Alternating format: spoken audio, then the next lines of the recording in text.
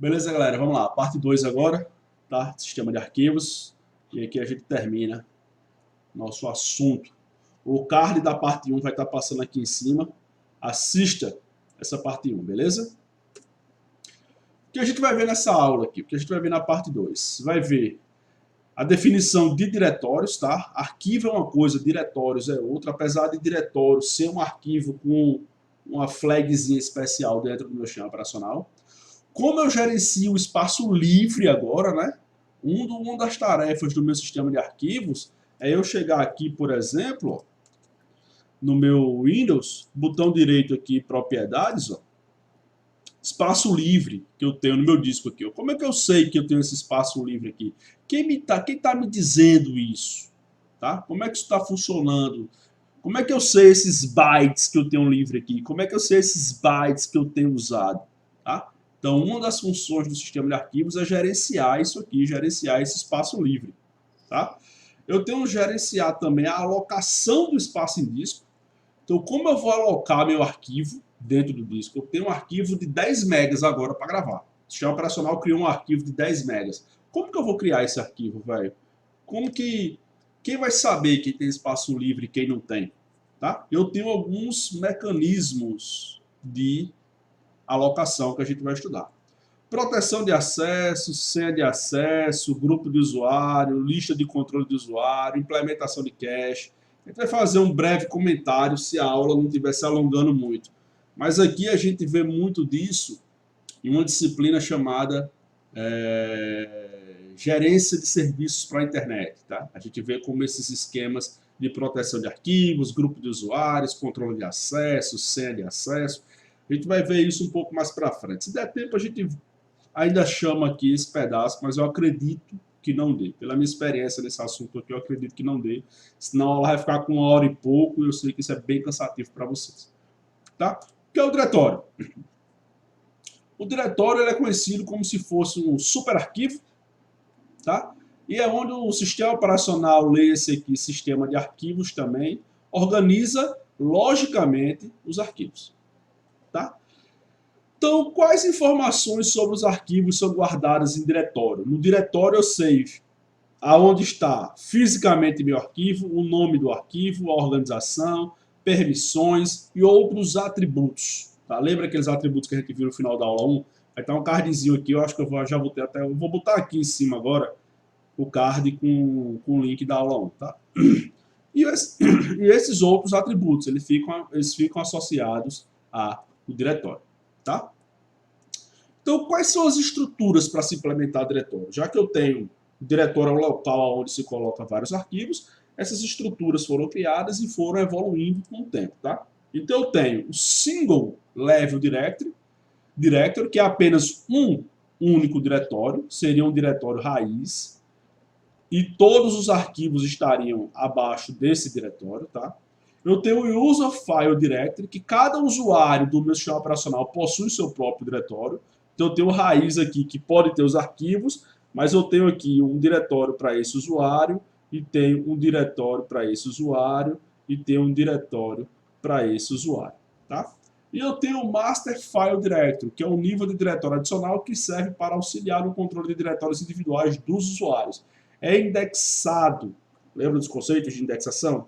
Pelo nome do usuário, onde cada entrada aponta para um diretório pessoal. Então isso aqui eu tenho um multinível de diretório. Tá? Eu tenho a raiz, tenho um diretório aqui, eu posso ter um outro diretório aqui que não está associado a nenhum usuário, mas eu posso ter outro diretório aqui, arquivos aqui, arquivos aqui. Eu consigo criar vários níveis, vários subníveis de diretório. Tá?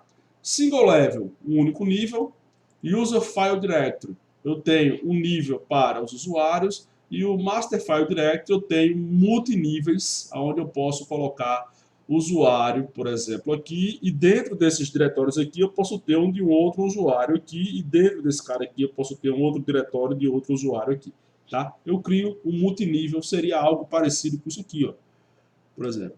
Tem uma raiz aqui que é o D, dentro do D tenho esses diretórios aqui, tenho, por exemplo, aqui programas. Dentro do programas eu tenho aqui, por exemplo, Linux. Dentro de Linux eu tenho aqui outras pastas, outros diretórios, tá aqui, ó. Então eu posso ir fazendo esses níveis aqui, tá?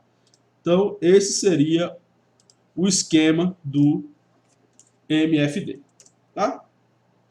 Estrutura de um diretório single, né, que é o único nível. Então eu teria os diretórios aqui, vários diretórios aqui, né? Sendo que era só um nível de diretório, e aqui já são os meus arquivos, tá? Qual o problema desse cenário, tá? Qual a dor de cabeça disso aí? Vocês já tentaram criar dois arquivos com o mesmo nome em um único diretório? Fazer isso aqui, ó. Dentro de backup, eu vou criar aqui, por exemplo, arquivo novo, a função create aqui, ó. A função create dos arquivos que a gente estava usando. Vou colocar aqui, ó, denis.txt, tá? Vamos imaginar que isso aqui seja meu único nível de diretório. Se eu vim aqui, ó, tentar criar com o mesmo nome, ele não vai deixar, tá? Então o problema de um diretório único é que eu só poderia ter nomes de um para cada arquivo, tá? Mas como eu posso vir aqui agora, por exemplo, dentro de D2 pontos, aqui, ó, dentro de D2 pontos tem Denis, né? Se eu entrar em programas aqui, eu já estou noutra estrutura, noutra raiz aqui do diretório. Aqui, como é outro caminho, eu posso criar o arquivo Denis sem problema, porque esse arquivo Denis aqui, para o meu sistema de arquivos, é diferente desse arquivo Denis aqui, por mais que eles tenham o mesmo conteúdo. Mas são arquivos diferentes porque eles estão em diretórios diferentes. E isso não é possível quando eu tenho uma estrutura de um único nível. Beleza? Estrutura de dois níveis. Eu tenho minha raiz aqui dos meus usuários, aqui tem os meus diretórios e aqui eu tenho meus arquivos. Tá? Então, isso seria uma estrutura de dois níveis. Eu tenho o Master File Directory, que está associado aos meus usuários.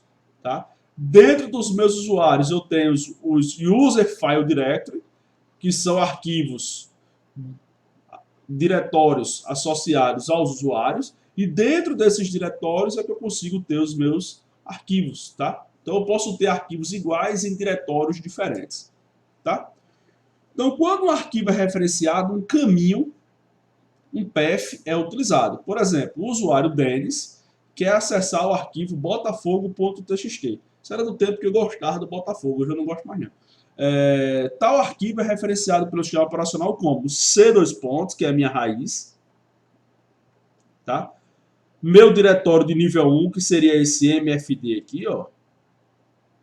E aqui é o meu arquivo propriamente dito, tá? Então eu posso ter vários níveis de diretório quando eu implemento o MFD.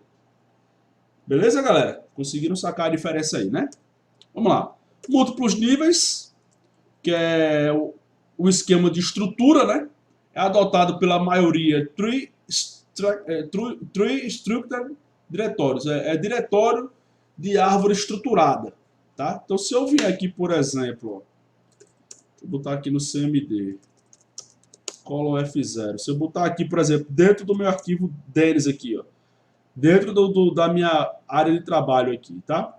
Então, se eu vier aqui e botar tree, ele vai mostrar toda a árvore de diretórios, ó, que eu tenho. Então, toda a árvore de diretório tá aqui, ó. Então, diretório por subdiretório, por arquivo, pelo escambau aqui, ó, eu começo a ver a minha árvore, a minha estrutura de diretório. Então, esse esquema de árvore aqui é os que são adotados hoje pelo sistema operacional, tá? Permite a criação de subdiretórios, tá? Permite a criação de subdiretórios e os arquivos são especificados por um path absoluto. Path é o caminho, tá? Por um caminho absoluto. Então seria mais ou menos esse esquema aqui, ó. Tá? Então cada pastinha dessa eu posso trabalhar de diversas formas, de diversas implementações. Eu posso ter arquivos com o mesmo nome. Esse arquivo aqui pode ser denis.txt e esse cara aqui pode ser denis.txt? Pode. Por quê? Porque o path, tá? o path dele, o path desses caras aqui são diferentes. O que é path? É esse caminho aqui que vai desde a raiz, tá? Desde o primeiro nível aqui, até a extensão do arquivo. Tá? A extensão também entra no path absoluto. Tá? Seria mais ou menos assim. Ó. Esse caminho aqui soma.exe. Qual é a extensão desse cara aqui? É C, dois pontos, contra a barra Paulo, contra a barra programas, contra a barra soma.exe. Tá? Então seria C, dois pontos, contra a barra Paulo, contra a barra programas, contra a barra soma.exe. Para quem usa Unix, é só trocar esse C aqui pelo raiz, pelo barra, tá? Então seria barra Paulo, barra programas, barra soma.exe. O C dois pontos é a minha raiz para quando o meu sistema operacional for Windows e o barra é minha raiz para quando o meu sistema operacional for baseado em Unix, tá? Mas tanto no Linux como no Windows vai ter essa proteção de que não podem existir paths, diretórios iguais, tá? Eu posso ter arquivos iguais em diretórios diferentes, mas no mesmo diretório ou subdiretório, não, tá? Agora começa a entender o seguinte, lembra que eu disse que uma das funções do meu disco era gerenciar, uma das funções do meu sistema de arquivos era gerenciar o espaço livre em disco, que eu preciso dizer para o meu sistema operacional se eu tenho 10 megas para gravar aquele arquivo que ele quis criar, tá? Então, gerência de espaço livre, como é que funciona? Tá? A primeira forma, e a mais simples, tá? É a chamada mapa de bits. Bits aqui é o quê? 0 ou 1. Tá? Então, essa tabela fica separada do espaço disponível para arquivos. Então, eu tenho um espaçozinho, eu tenho o meu disco aqui. Eu tenho um espaço do meu disco que o meu sistema de arquivos usa para criar o mapa de bits. Como é que ele funciona? O bloco que tiver ocupado recebe o valor 1, o bloco que tiver vago recebe o valor 0. Então eu tenho esses blocos aqui. O primeiro bloco está ocupado, o segundo bloco está ocupado, o terceiro está liberado, o quarto está liberado, o primeiro está ocupado, e o quinto está ocupado, e por aí vai até o último bloco do meu disco. Tá? Então o mapa de bits funciona aqui. Ah, eu preciso de uma sequência de 5 blocos. Então eu vou ter que achar uma sequência de 5 blocos, porque o meu arquivo que está sendo criado precisa de 5 blocos. Tá? Então aqui eu não tenho uma sequência de 5 blocos, aqui eu não tenho, aqui eu não tenho. Então eu vou procurar uma sequência de 5 blocos para armazenar o arquivo que está sendo criado. Aquele mesmo esquema aqui de bloco lógico e bloco físico existe. Tá? Bloco físico 512K, bloco lógico, por padrão do Windows, 4K. Tá? Mas eu posso mudar isso aqui no Windows. Mais na frente, com o andar dos cursos, dos semestres, vocês vão entender aonde eu posso mudar isso aqui e quais as vantagens de se mudar. Por esse momento, nesse momento aqui, aprendo apenas que existe o bloco lógico e o bloco físico. O bloco lógico está associado à parte de sistema de arquivos, o bloco físico está associado ao disco, que quem manipula esse bloco físico, quem fala com o bloco físico, como a gente viu lá na gerência de dispositivos, são os drivers e os controladores. Tá? Então esse aqui, esse esquema, é o mapa de bits. Eu tenho a lista encadeada. Tá? Então cada bloco, eu não tenho um mapa, eu tenho cada bloco. Tá? Eu tenho meus blocos lógicos aqui, né? Eu tenho um bloco lógico, isso aqui são blocos lógicos. Então, cada bloco possui uma areazinha, uma pequena área, que ele aponta, tá? O endereço do próximo bloco livre. Tá? Então, eu pego um espaçozinho daqueles 4K, vai ter uma estrutura aqui que vai apontar aonde está o próximo bloco livre, tá? Esse cara aqui vai estar ocupado, esse cara ocupado, esse cara ocupado, tá? Quem tem que manter essa estrutura aqui atualizada é o meu sistema de arquivos, tá? Então funciona mais ou menos assim, ó. Esse bloco aqui é o bloco 1, 2, 3, 4, 5, 6, 7, 8, 9, 10, 11, 12, 13, 14 e 15. Nesse bloco 1 aqui, nessa partezinha minúsculazinha, vai ter o valor 5. Tá?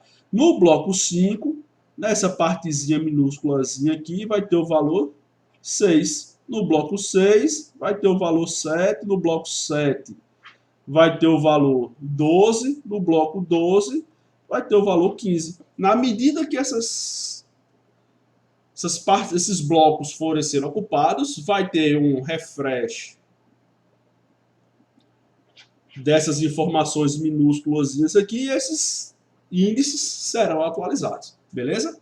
Isso aí é o chamado lista encadeada, tá? Mapa de bits, tem aquela tabela lá que fica 1 e 0, 0 e 1, dizendo quem está livre e quem não está. Lista encadeada, cada bloco livre aponta aonde está o próximo bloco livre dentro do meu sistema de arquivos. Beleza? Vamos lá, que o negócio é no embalo do Tasmania. E agora eu tenho tabela de blocos livres. É a terceira e última forma. Como é essa tabela de blocos livres, tá? Eu tenho, por exemplo, o bloco 4. A partir do bloco 4, eu tenho 2 blocos livres. Então eu tenho aqui, ó, 1, 2, 3, 4, 5, 6, 7, 8, 9, 10, 11, 12, 13, 14, 15, 16. E aqui eu tenho os últimos blocos do meu disco.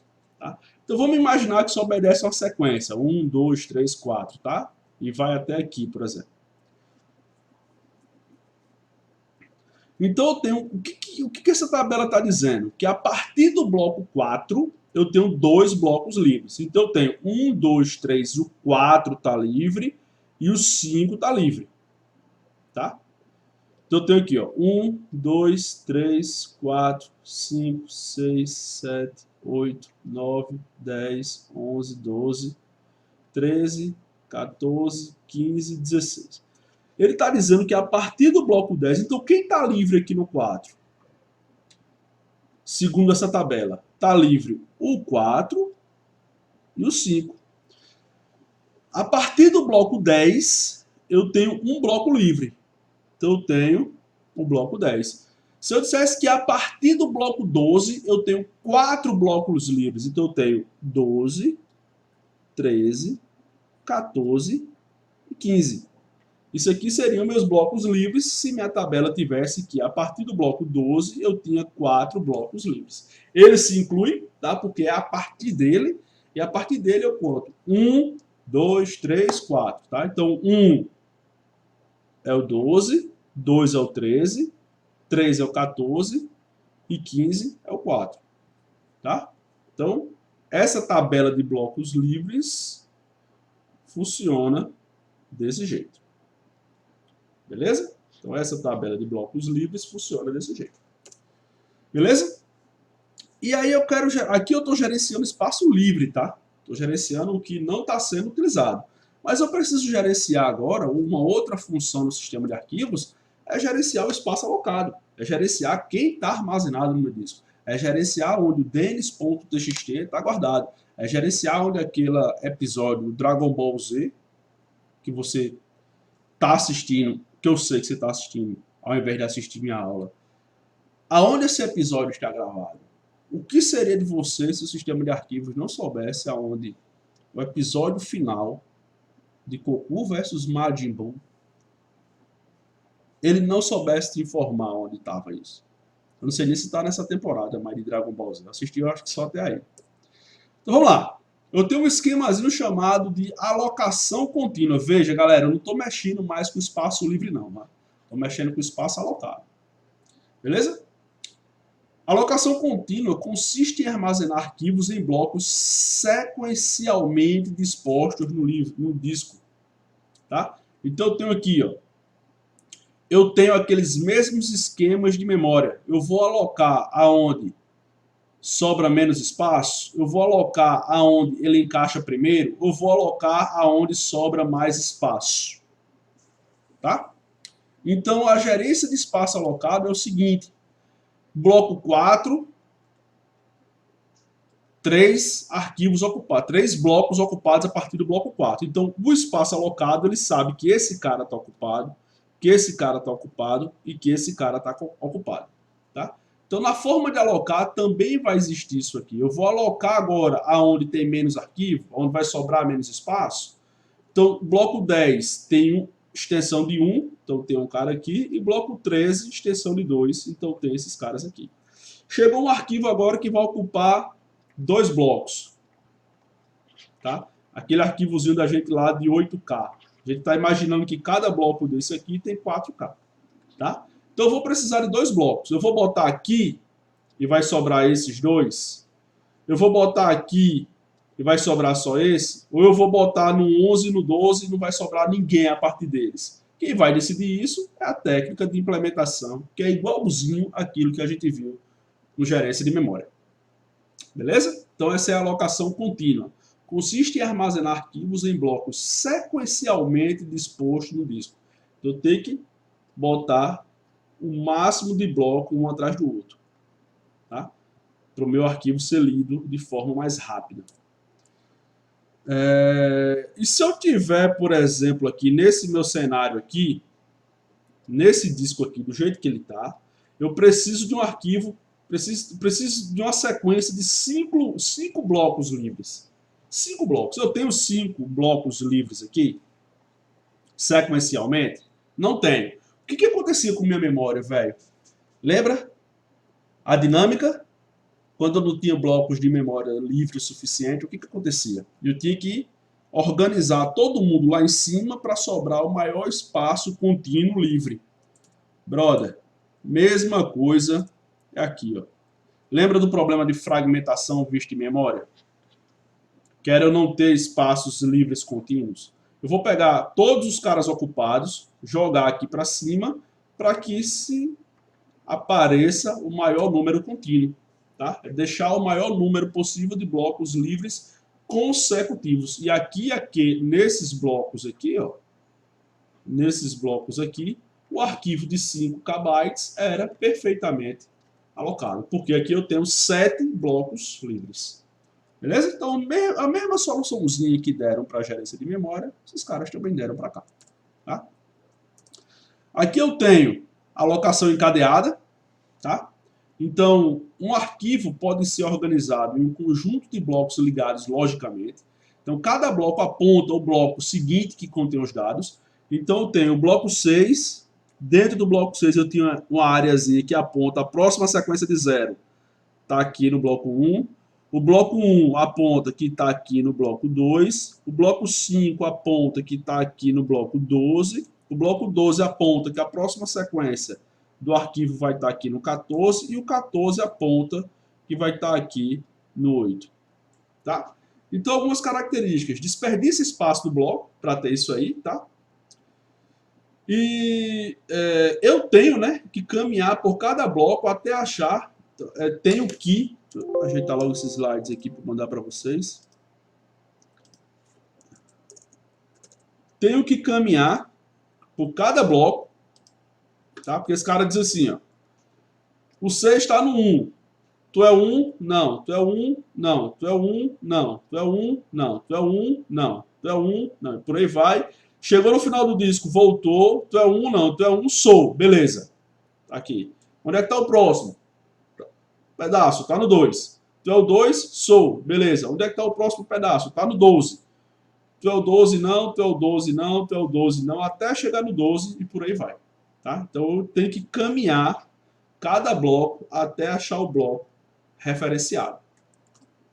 E eu tenho uma outra forma, que é a lista indexada. Tá? Então eu pego um bloco desse aqui e esse bloco vai conter informações. Vamos supor que eu tenho um arquivo aqui, denis.txt. Esse arquivo aqui tem, vamos imaginar, 24 KB. Tá? Então eu vou ter 6 blocos associados a esse cara. O que vai acontecer? Existe um índice que aponta quais os blocos possuem informação do arquivo. Então vai ter uma tabela aqui, dizendo, por exemplo, que denis.txt, o índice dele está no bloco 2. Então, se o sistema de arquivos quiser ler esse denis.txt, ele vai vir no índice, que aí eu perco esse espaço. E esse índice vai estar dizendo que para ler o conteúdo de denis.txt, tem que pegar o conteúdo do bloco 3, 10, 11 e 7. Tá? Então, como eu sei quais blocos eu vou ter que ler, eu posso fazer o acesso direto somente aos blocos que me interessam para ler o conteúdo desse arquivo. Beleza? Então, essas são as 3 formas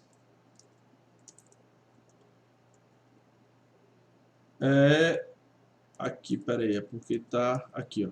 Espaço livre, mapa de bits.